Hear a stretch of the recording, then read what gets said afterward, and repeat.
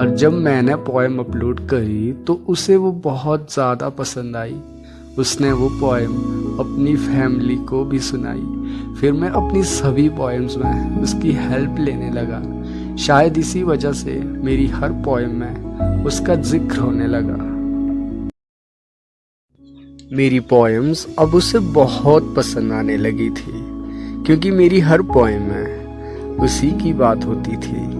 वो थोड़ी मोटू है तो खुद को फिट रखने के लिए रोज जिम जाया करती थी, और जिम से आते हुए वो बहुत कुछ खा जाती थी।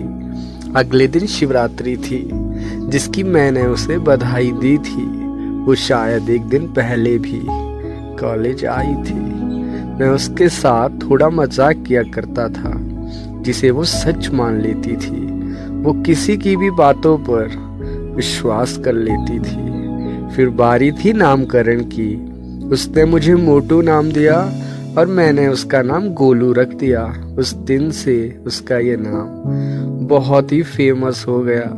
यार, मैं तुम्हें कॉल करने के लिए कहता था और तुम्हें कुछ याद ही नहीं रहता था। मैं हर वक्त सिर्फ तुम्हारी कॉल का इंतजार करता रहता था। फिर धीरे धीरे उसने मुझे मैसेज करने भी बंद कर दिए। ना जाने उसे क्या हो गया था। यार, उसके मैसेज ना करने की वजह से मैं अपसेट हो गया था।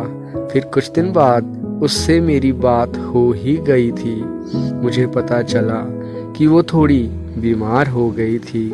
आखिरकार वो दिन भी आ ही गया जब हमारी मुलाकात हो गई। मेरी अधूरी कहानी उस दिन पूरी हो गई। मैंने तुम्हारे सामने बैठकर उस दिन तुम्हारे लिए पोइट्री बनाई थी, जो मैंने शाम को तुम्हें फोन कॉल पर सुनाई थी।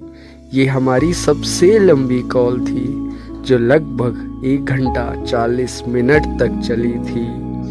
तुम्हें वो होली वाला दिन याद है जब तुम अपनी बहन के साथ कॉलेज आई थी? ये हमारी पहली होली थी जो हम दोनों ने साथ में मनाई थी।